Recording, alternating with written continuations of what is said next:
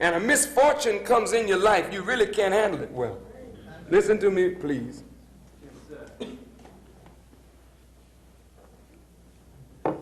In the New Testament,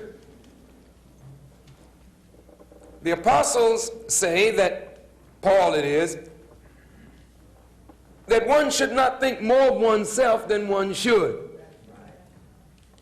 Well, when you and I get puffed up, when you think because God gifted you with beauty that you're truly beautiful, when you think because you're handsome or strong or virile or whatever they want, or talented or great in whatever you are great in, that you really are all of that, and you think more of yourself than you should, then people don't respect you, or they don't bow to your beauty, or they don't recognize your great gift. You say, hey, what's wrong with them? And they don't recognize God in me. You know, but how do you handle this thing? See, if you're humble, you can go through life easier than you can when you're arrogant and proud. Now, what I wanted to say tonight, I haven't got to it, but I'm trying to say to you, my dear beloved brothers and sisters, that there are cycles to life. And if you understand the cycles to life, you will understand what's happening in your personal life and in our national life right now. The Honorable Elijah Muhammad taught us that in the numbers there is meaning. I'm not asking you to go and play any. I'm just saying that there is meaning in the numbers.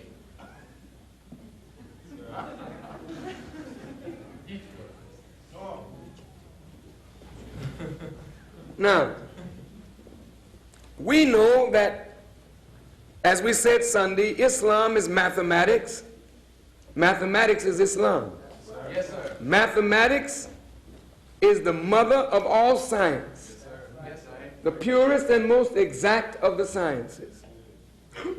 Mathematics has a symbolic language that expresses itself in symbols. But if you read the symbol and understand the symbol, you can figure and weigh and measure anything and everything. Now, you know, in the mathematical language, you have to begin with 1. But before you get to 1, you have a fraction. Since Allah, as the Honorable Elijah Muhammad taught me, does not love fractions, he always moves a fraction to a resolution that a fraction could become a whole number. Allah is not pleased with our division. That's right. Our division makes us a fraction. Fractions can be made whole if you can first reduce the fraction to its lowest terms, find the least common denominator, then you can bring the fraction to a whole number. You cannot begin with a fraction, you can begin with 1. So before we were 1, we were sperm mixed with ovum. 50-50. Fraction. But the fraction had intelligence. They were already reduced to their lowest term.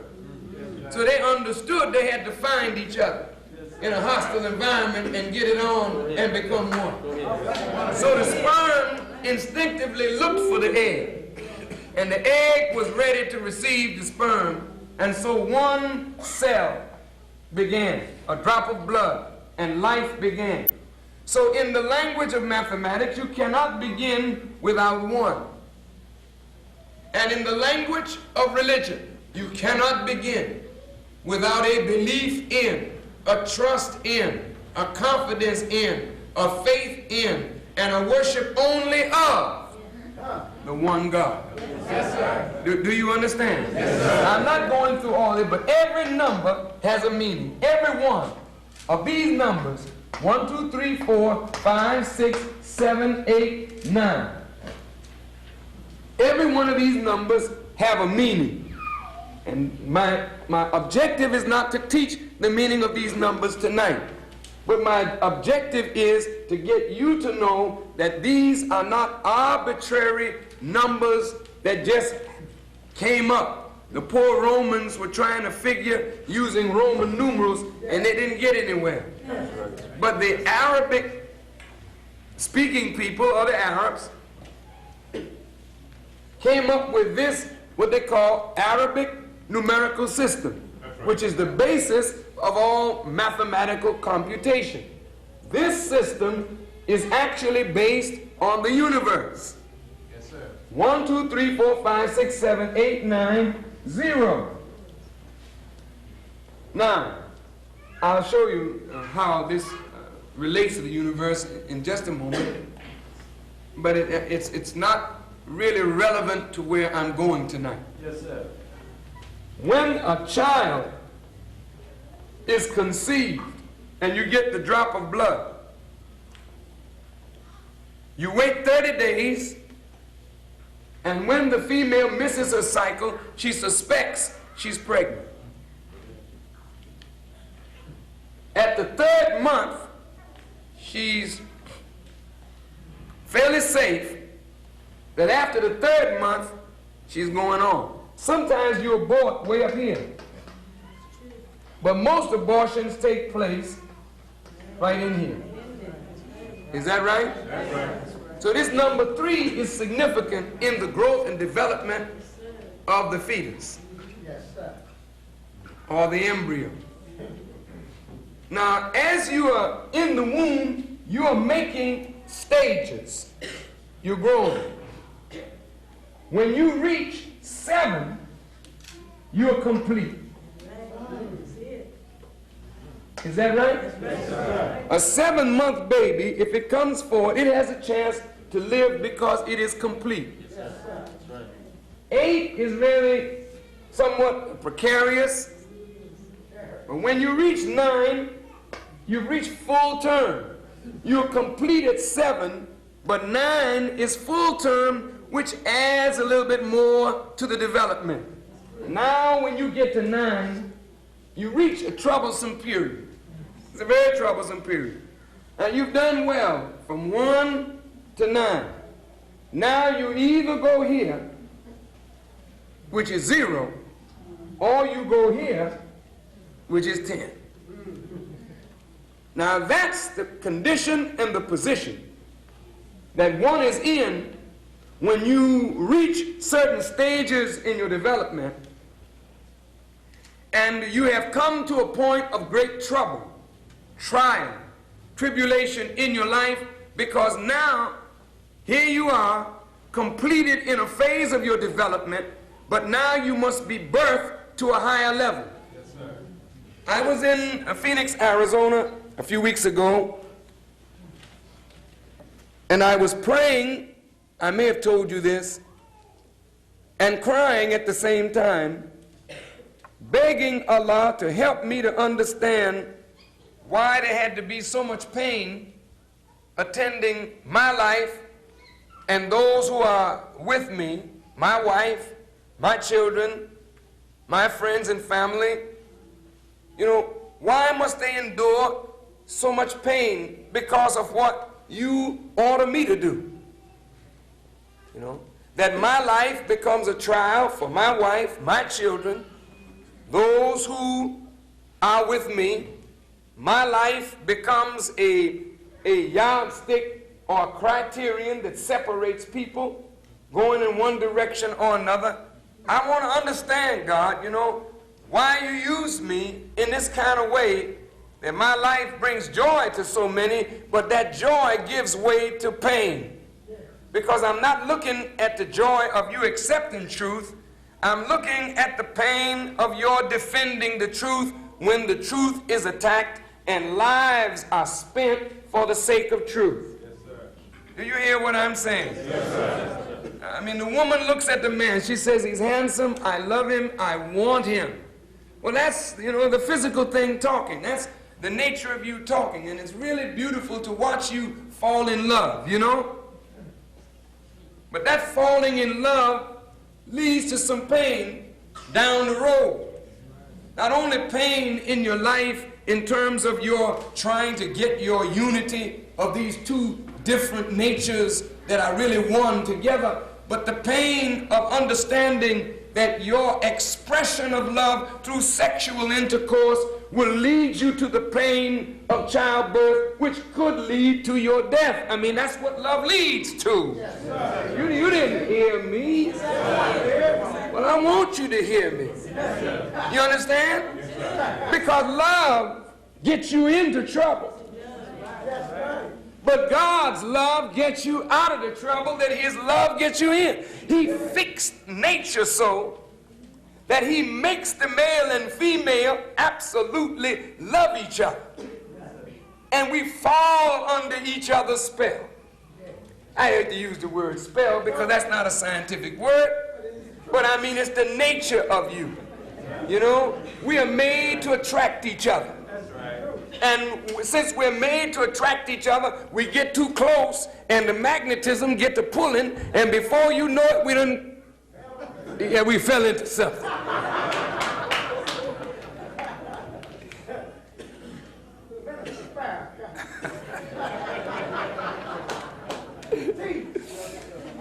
Now here you are. You fell in love. I'm speaking to the sister now, mainly. You fell in love. And that love leads to the expression of love. And the expression of love finds its manifestation in an act that brings the male and female together. In this pleasurable act, the germ of life is emitted and the germ of life is accepted. And one goes away from that pleasurable experience not knowing that life is conceived in the womb, not understanding that maybe 9 months later that woman that you love may die in the act of giving birth to your own seed, not knowing that she must experience death anyway. At the end of the 9th month, she experiences the pain of death in order to bring forth life, because the birth pain and the death pain is the same pain. You hear me? Yes. Now. What am I getting to?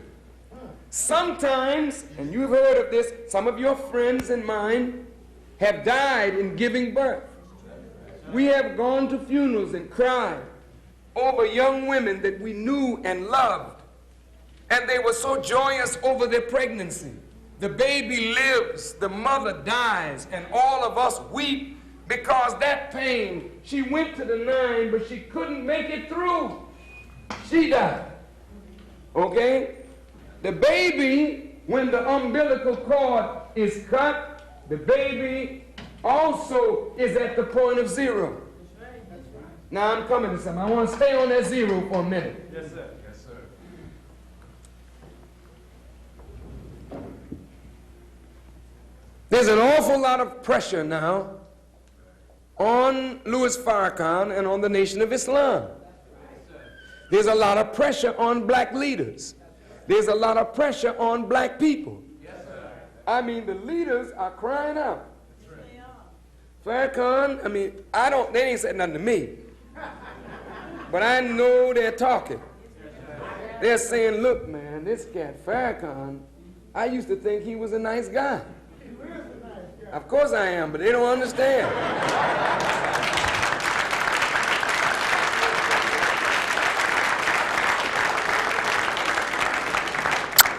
They say this guy Farrakhan, he's talking about them Jews, and the Jews is putting so much pressure on us to, man, I don't want to repudiate that cat, but my God, man.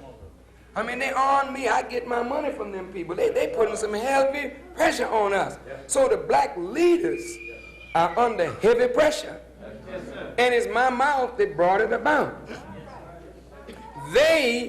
In this pressure now, they're saying they wish they had never met me. You know, it's like the woman in childbirth. She get them pains in labor. She said, that nigga, where is he? I wish I had never met him. She ain't saying, Etna, I'm glad I met you. She said, nigga, I wish I'd never seen you. But this is the way it is sometimes. I must remember not to raise my voice. Y'all bear with me here. I'm almost where I want to go. Now, what they don't understand is that we are all involved in the process of our development. You see, back here, we accepted the seed with joy. But up here, it's rather difficult. You know what I mean? The mom is all out of sorts. She just can't. I wish this would just hurry up and get over. If the baby could talk, he'd tell you the same thing. Because you don't know what the baby is going through, but the baby is going through something too. My brother called me the other day after Mr. Johnson said that he would not make the products for us. My brother said, he called me Gene, he said, I just want to remind you of something, that when, remember you were having dinner at the messenger's house, and he told you, don't, be careful, don't bump your head.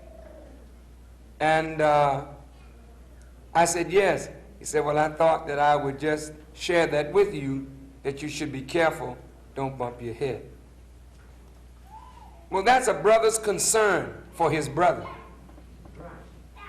But I said to my brother, I said, you know, my brother, when a baby is in the womb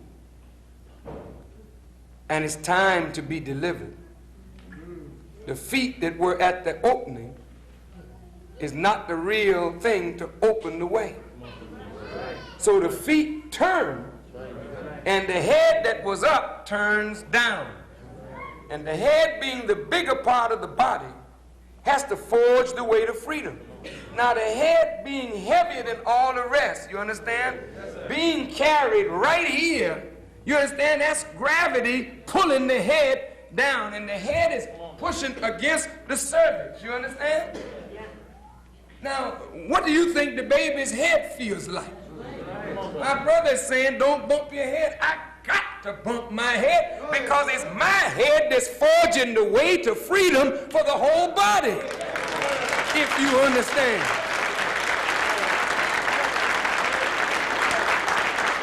Look, if the other leaders aren't taking the lead and challenging the thing that's confining the baby, then they not the real head. Then step in the back. There'll be pressure on the feet too. But the head got to suffer to open the way for the body. And if you have joined me in this endeavor, you got to bear some of this pain too, because when they stroke me, they stroke you. When they jail me, they jail you, whether you go there physically or not. But that's a pain that I have to suffer, and we have to suffer, because it's the time now for the birth of a nation. Yes, sir. The people are ready. You can see that the people are ready. The people are angry. The people are upset. The people want to come out of this thing. And they're tired. Somebody has to forge the way. So now, God willing, we come over this area here into 9. We don't go to 10. We go to 0. How many years have I been preaching? This is the 9th year. I'm into it now. And as I am into the 9th year of my trying to rebuild my Father's work, I'm looking at you who have come forward to help me in this endeavor.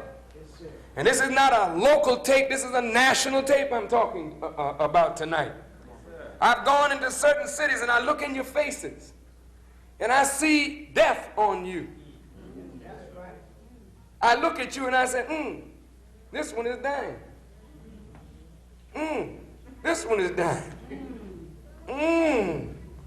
This one is dying too.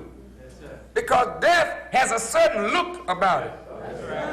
I am not talking about physically dying. I'm talking about mentally and spiritually going away from the source of life for yourself.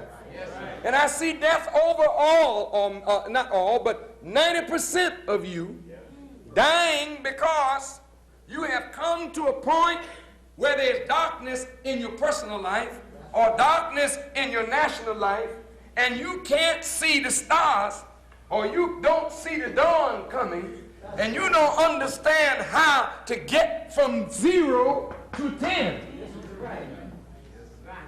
Now, some of you have gone through these years with me, and I see you headed back to 0. That's what I'm talking about. It's a cycle, brothers and sisters.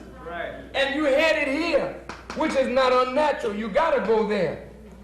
But the thing that is happening is if you don't have the sense to know what to do when you get here, then you die there. That's right. Because if the baby that comes forth from the mother's womb comes on to the scene, and it lays there, the umbilical cord is cut, and it cannot be induced to suck in the breath of life. The baby is stillborn. Then the baby that has taken 9 months to form, it starts breaking all the way back down to the fraction. No, it don't even go to 1. It goes down, it breaks away to nothing. Do you understand that? Yes, that's where some of you are in this audience tonight. Spiritually, you're right here. That's right. And you know you're there. Yes, sir. And I know you are there. And I'm calling on you in the nothing to help you to get 1 by your side again. Yes, sir. Now hear me well now. Yes, sir. Y'all all right? Yes, sir. You sure now? Yes, sir. Okay. If you don't call this 1 that was with you in the beginning to come and stand with you in your hour of nothingness, when you recognize that you're nothing. See, God does these things to you to teach you a lesson that ain't none of us worthy of nothing that we got. Your righteousness is nothing but filthy rags, the book says, in the presence of His holiness. So don't get too self-righteous because you cleaned up a notch or 2. Because Allah will send you back into some wickedness. No, He won't send you. He will allow you to go into some wickedness that you didn't even think was in yourself. To show you you're not as clean as you thought you were. And what right you have to throw off on your brother when you are not maybe as good as your brother now. Right. So He brings you to nothing, to humble you down and make you call for the 1. See, the 1 is not going to come unless you call. The baby opened his mouth and, oh, they're gone now, new life. You got to open your mouth and inhale some breath and call out for the one God. And when you call on Him, He comes and stands by you and generates life from Himself into nothing, and you become 10. And so the 10 here represents the universe. You got 9 planets and a sun that's called the Big 10. Is that right? Yes, sir. If you're here, then you got to open your mouth and call for the 1. You don't set up no partner. The 1 that you looking to need to call to. You run to your doctor, he can't help you. Run to your lawyer, he can't help you. Run to your banker, he can't help you. Run to your mama, she can't help you. Run to your husband, he can't help you. You're in a condition now when nobody can help none of you but the 1 that you don't want to call on. Do you hear what I'm saying? All right, now follow me. Bear with me. A couple more minutes. In the 25th surah, which is called Al-Furqan, this is a name, Furqan. That is really the name of the Quran itself. The Quran is a criterion. It is a standard of measurement and judgment that distinguishes between this and that. My name is Farrakhan. Others try to give meanings of it. but it is an intensive